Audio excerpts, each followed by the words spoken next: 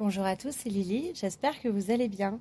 Je vous retrouve aujourd'hui pour un nouvel épisode où je vais vous parler cette fois-ci de l'entité chef, du faux self, du yin désorganisé. Parce que si vous avez suivi les épisodes, vous avez bien compris que entre le yin et le yin désorganisé, il y a une nuance différente et que cette nuance va être extrêmement importante au niveau de l'entité chef du faux self. Alors, dans le précédent podcast, je vous parlais de cette entité chef du faux self du yin. Donc, pour un yin désorganisé, ça va être exactement la même chose. Sauf que, alors, on va retrouver cet enfant, quelque part, cet enfant ou cet ado. Mais c'est un enfant qui, quelque part, donc dans le schéma d'incohérence, puisque la désorganisation, vous vous rappelez, cet enfant a dû adopter l'image à un moment de l'adulte. Donc on a vraiment une ambivalence chez le yin désorganisé au niveau de son entité chef, on la ressent très fortement. C'est-à-dire qu'il y a une ambivalence, il va y avoir une espèce de répression.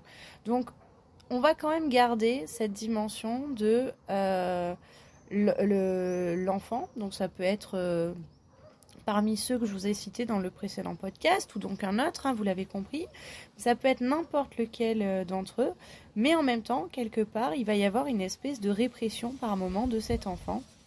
Et donc, c'est un faux self qui va être beaucoup plus compliqué à identifier. Le chef en tout cas. Ce qui va être marqué surtout, c'est qu'au-delà de l'identification, c'est surtout que c'est un faux self qui est beaucoup plus complexe à approcher plus qu'à identifier, parce que le yin désorganisé, vous avez bien compris qu'il a construit tout un système de protection autour de ce faux self. Alors, c'est une carapace d'ego. Si je fais la différence, si je chipote entre l'ego du yang et la carapace d'ego sur le faux self du yin désorganisé, je vais parler essentiellement d'orgueil. Je fais une différence vraiment... Alors, elle est subtile, mais c'est pareil, c'est un petit peu comme tout ce que j'ai pu vous faire jusqu'à présent. C'est-à-dire que vraiment, face à l'ego du yang, déjà, je vais mettre l'orgueil du yin.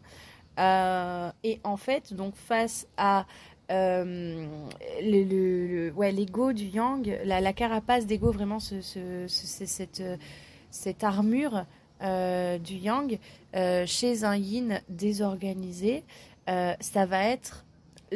c'est régi par l'orgueil essentiellement, puisque l'ego en fait régit tout le système du faux self, mais le système de protection qui est sur ce faux self là, du coup, c'est un espèce de faux ego, une caricature de l'ego qui est régi par l'orgueil.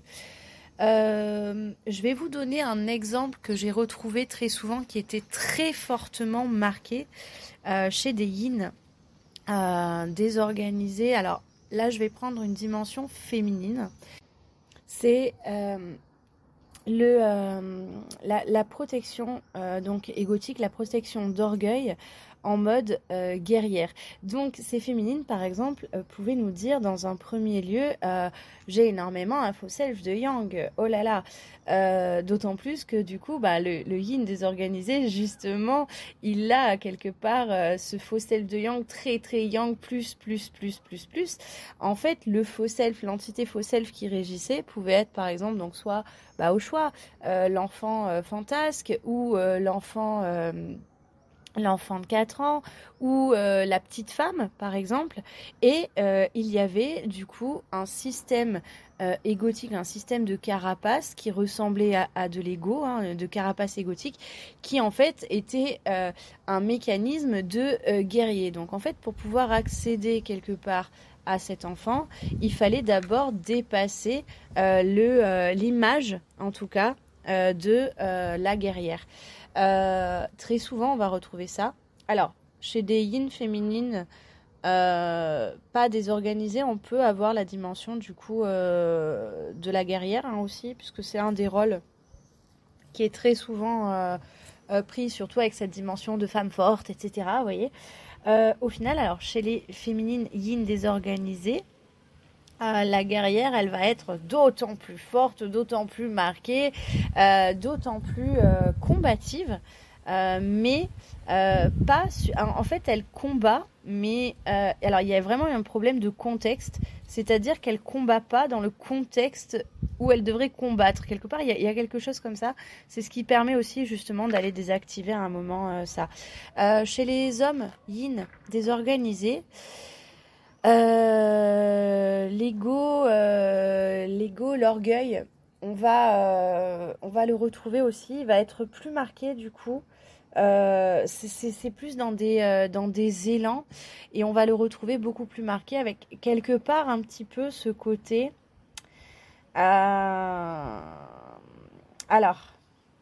j'ai du mal parce qu'en fait c'est quelque chose où j'ai déjà une connotation un peu complexe là-dessus. Quelque part ce côté un petit peu mal alpha. Voilà. On peut avoir par exemple donc des yin, des hommes yin désorganisés. Alors, les hommes yin de base, la polarité yin, c'est la polarité, on dit c'est la polarité féminine. Ça ne veut pas dire que les hommes yin sont féminins, mais ils ont une dimension très féminine dans leur être, quelle qu'elle soit. Ça ne veut pas dire, on touche absolument pas à la virilité de l'homme dans la dimension polarité yin. Par contre, ce qu'on va retrouver du coup dans cet ego, donc cette carapace qui protège le faux self en fait, on va retrouver vraiment cet ego du mal, cet orgueil du mal, ce côté très mal alpha par moment, complètement déconnant, d'autant plus que ces hommes yin sont à l'opposé de ça, dans leur essence et dans leur être, dans ce qu'ils expriment.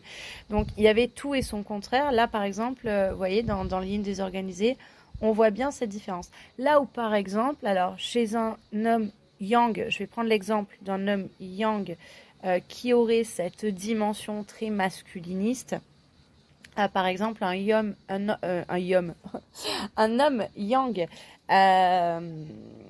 on va dire qui a pas cheminé beaucoup ou qui commence à être en chemin, peut avoir cette dimension là dans son ego, dans son côté conquistador, très mal alpha. Pas tous les hommes yang vont avoir ça, mais c'est vrai que c'est quelque chose qu'on va souvent retrouver quelque part chez ces hommes yang. C'est vraiment moi homme faire du feu, homme être fort, homme fabriquer maison pour toi. Alors je caricature au possible, j'espère que vous m'en voudrez pas.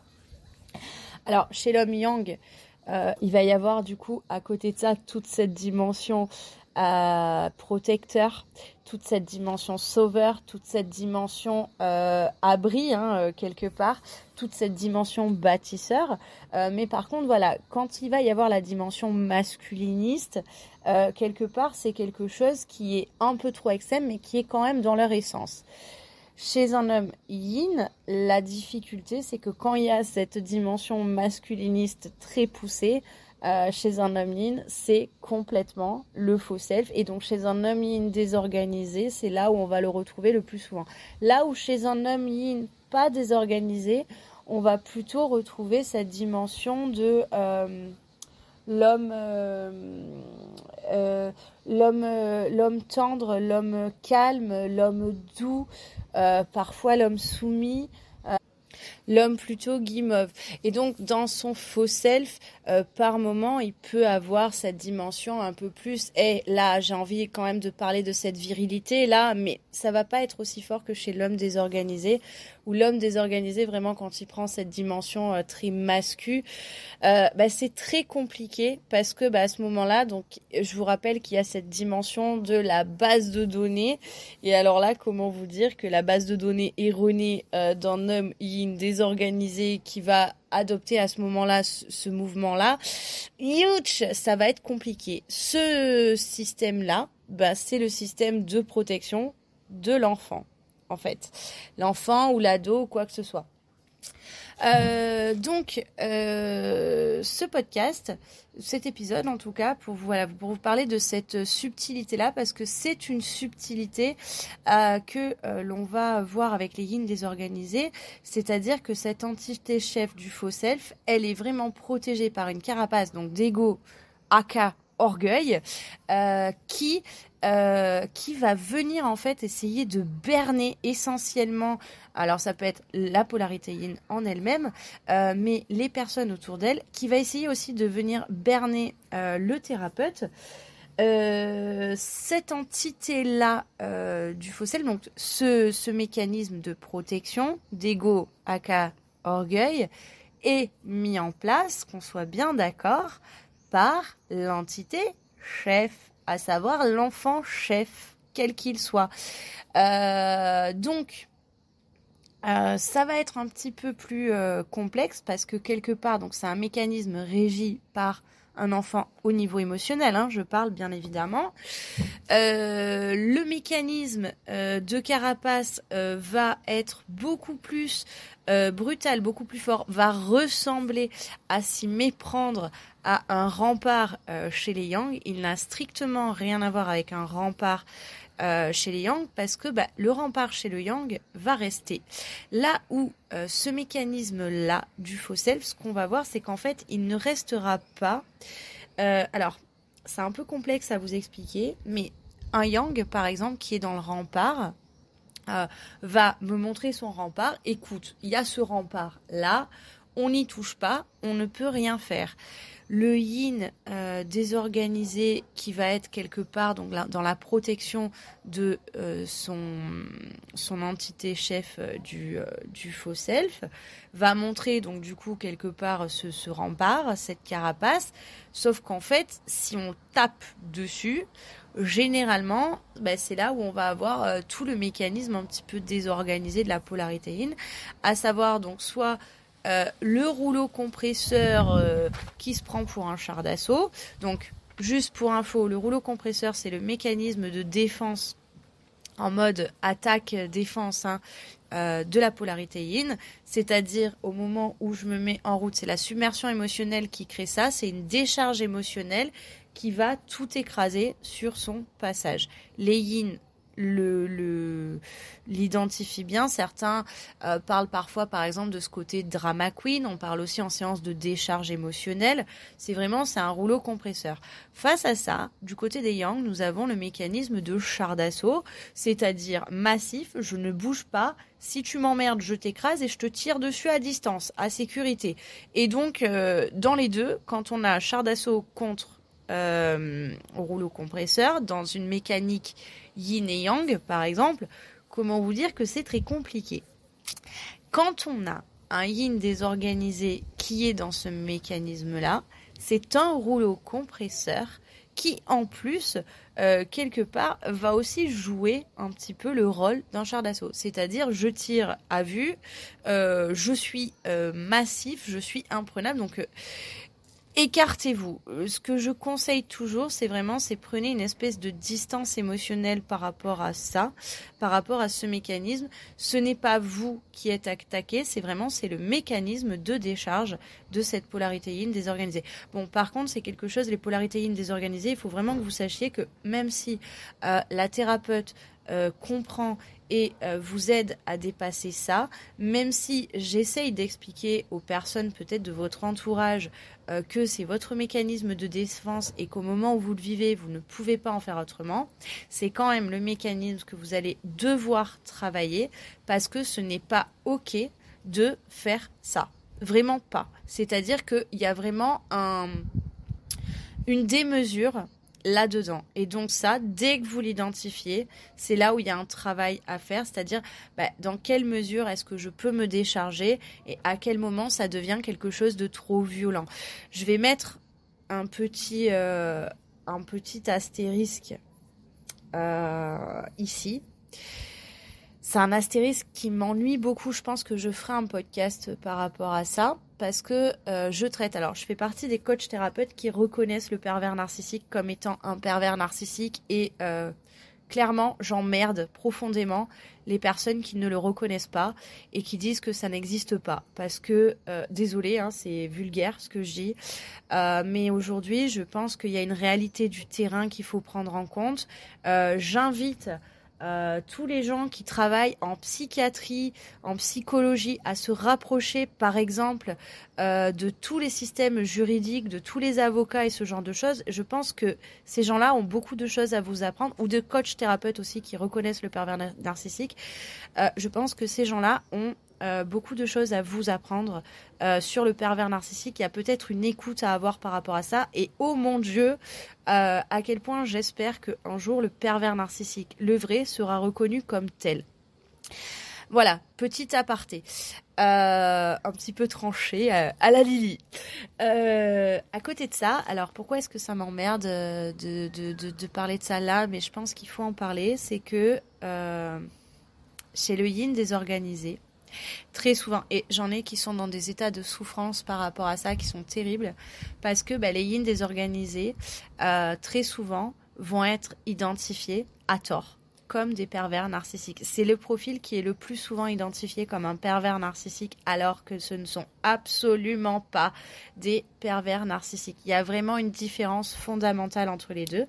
Et très souvent, ce sont des profils qui, lorsqu'on leur dit ce genre de choses, sont complètement dépassés. Alors, d'autres personnes, d'autres polarités peuvent avoir été identifiées comme étant du pervers narcissique, parce qu'aujourd'hui, on entend la dimension pervers narcissique un peu à toutes les sauces, que tout le monde va parler de pervers narcissique.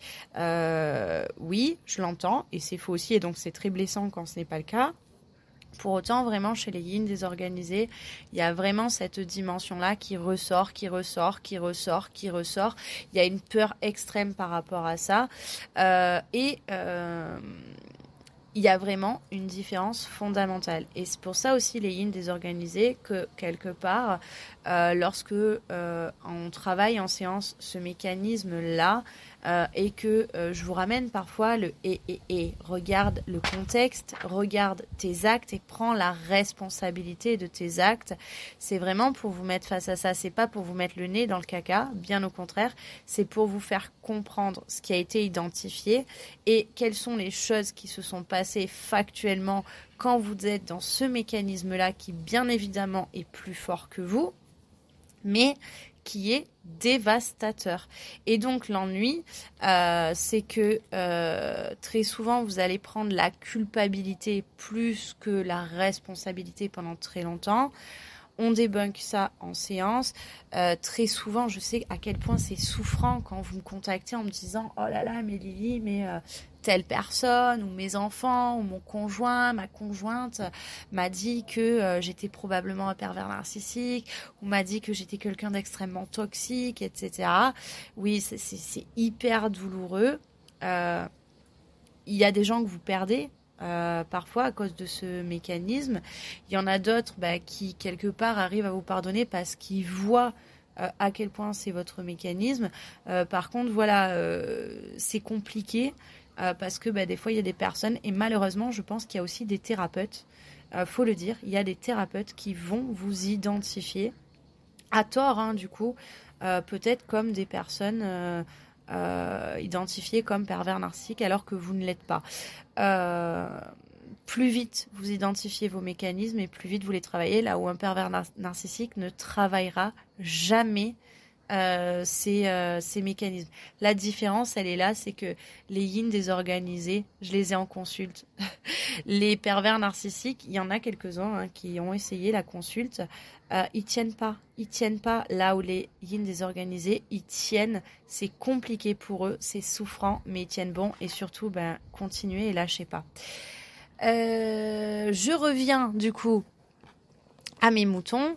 Le faux self, du coup, l'entité faux self, donc l'entité chef qui est l'enfant, du coup va mettre en place ce système-là. Donc imaginons du coup ce côté quelque part égotique, carapace d'orgueil, il est régi par un enfant. Et donc en fait il va vraiment faire en sorte de leurrer le plus possible, puisque le yin désorganisé, il a quand même cette base de données, et quelque part il a ce truc de ça, il faut vraiment pas qu'on le voit, il faut vraiment pas qu'on y ait accès.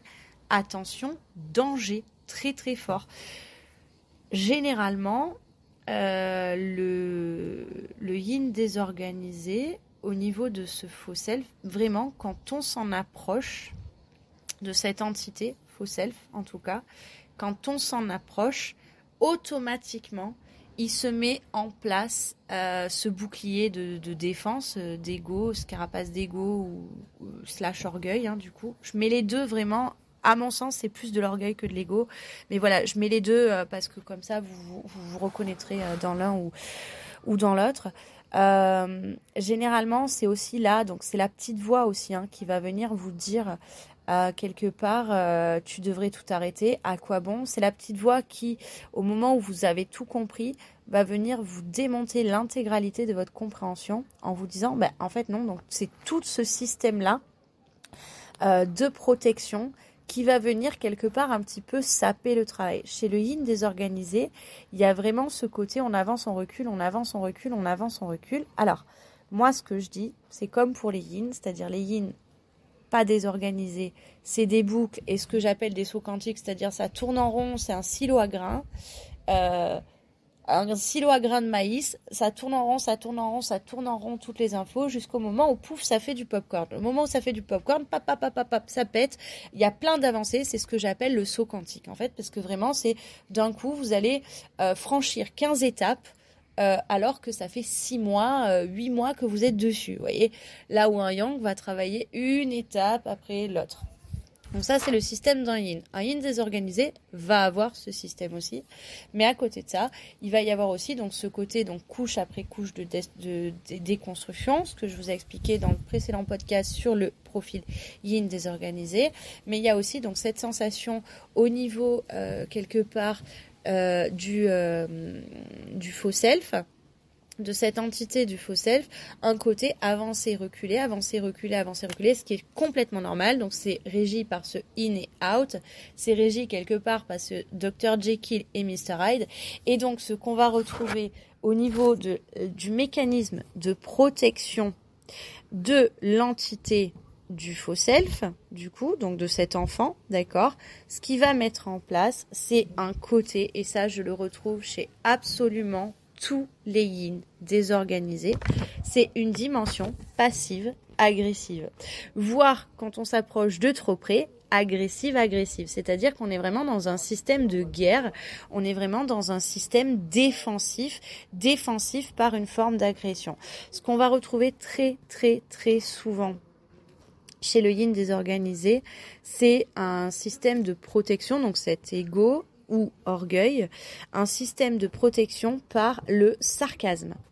Caché donc derrière de oh là là, c'est de l'humour, sauf que ce sarcasme, en fait, c'est un sarcasme défensif, donc c'est un sarcasme qui va faire mal. C'est un sarcasme qui va dire aux personnes en face de vous, ne t'approche pas de moi. L'ennui, c'est qu'alors même que ce système de protection fait ça, il y a votre entité faux self, votre enfant, qui a envie du lien. Donc c'est là où il y a une espèce d'incohérence et il y a une espèce d'ambivalence, c'est-à-dire par le sarcasme, je me protège, cet ego orgueil, je me protège de toi, mais mon enfant intérieur, mon ado intérieur veut rechercher du lien avec toi. Donc ça, par exemple, c'est quelque chose qui va pendant très longtemps vous bouffer parce que vous ne le voyez pas, parce que pour vous ce sarcasme c'est une forme d'humour, c'est une forme de créer du lien. En fait c'est ce qui vous protège, mais c'est surtout ce qui vous fait en fait souffrir, parce que c'est ce qui empêche les personnes aussi de connecter avec vous ou de vouloir connecter avec vous. Je sais que en séance, quand on travaille au niveau de cette dimension du sarcasme, alors on va avoir le sarcasme, on va avoir dans les choses un peu pas jolies, on va avoir le sarcasme, on va avoir un peu le mépris Et on va avoir bien évidemment le système de projection de vos pensées, c'est-à-dire que vous allez attribuer aux autres vos mécanismes et vos émotions. Les trois cumulés, ça va créer au niveau de la protection, c'est-à-dire que ça c'est un mécanisme que vous avez. C'est un mécanisme que votre faux self, votre entité faux self a, l'entité qui régit la boule à facettes. Donc il y a des nuances de votre faux self qui ne l'ont pas du tout, mais l'entité qui régit votre faux self l'a. Et donc le bouclier de défense qui protège cette entité du faux self, là, plus. Et donc en fait, ça va être en premier, généralement c'est ce à quoi je m'attaque en premier quand je vous identifie comme étant un yin désorganisé, c'est ok, on va essayer en premier d'aller défaire ça. Parfois ça arrive que la personne qui est de polarité yin, et je le comprends totalement, ne soit absolument pas prête à ça, parce que quelque part ça a une dimension confrontante. Parce que quelque part, ça a cette dimension en plus. Donc, étant donné que l'entité du faux self, c'est un enfant, d'accord ? Donc, il y a cette dimension un petit peu, au moment de la thérapie, c'est une dimension un petit peu moralisatrice qui arrive. C'est-à-dire qu'au moment où j'arrive là-dessus, vous avez la sensation d'avoir un adulte qui vous fait la morale et qui vous dit « Mais enfin, ce que tu fais, ce n'est pas bien. » Alors, ce n'est pas du tout ce que je fais au quotidien, hein, qu'on soit bien d'accord. Mais par contre, c'est votre enfant qui le prend comme ça. Là où en fait, on va regarder en disant regarde juste la lumière sur ce mécanisme. Pourquoi est-ce que tu le fais ? Comment est-ce que tu peux arrêter ? Parce que ce mécanisme-là, il nous empêche d'accéder à ce qu'il y a de meilleur en toi. Donc ça, il arrive que des polarités yin ne soient pas prêtes à ça. Et généralement, donc soit attaque, c'est déjà arrivé, soit alors disparaissent complètement, soit passe à un autre thérapeute qui va être du coup, parce que cette période-là elle est trop confrontante, qui va être du coup beaucoup moins confrontant.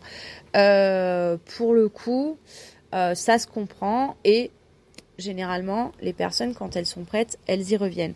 Pour les polarités yin qui ne sont pas désorganisées et qui entendent parler du sarcasme, du mépris, du jugement, vous pouvez vous retrouver dedans. Par contre, votre mécanisme n'est pas aussi fort et n'est pas aussi ancré que du coup chez un yin désorganisé, puisque il n'y a pas ce système d'ego et de protection doublé quelque part sur votre faux self. Donc bien évidemment on va travailler cette dimension-là de la même façon que chez les yang on va travailler la part de jugement qui est extrêmement forte, la part de contrôle et de forcing par exemple chez les yang qui est extrêmement forte aussi et qui n'est absolument pas ok. Et ce côté là où il y a le sarcasme quelque part du yin désorganisé, alors on peut retrouver du sarcasme aussi parfois chez les yang, mais essentiellement ce qu'on va retrouver ça va être plus une aigreur masquée par de la dignité. Donc ça, par exemple, c'est quelque chose qu'on va travailler avec les yang. J'ai fait le tour.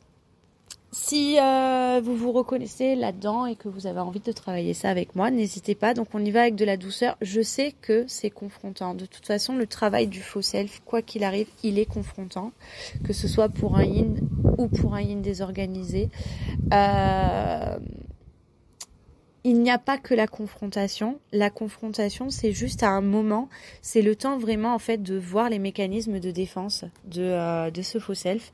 C'est de voir à peu près un petit peu les contours. Et ensuite, c'est beaucoup plus doux. Une fois qu'on a identifié lequel est le bon, c'est beaucoup plus doux, d'accord ? Et le but, c'est de vous aider à dépasser ça. Et certainement pas de vous confronter. Je pense avoir tout dit. Si jamais il manque quelque chose, de toute façon, je ferai un podcast supplémentaire. Je vous souhaite une très belle journée. Prenez soin de vous et à très vite. Bye bye.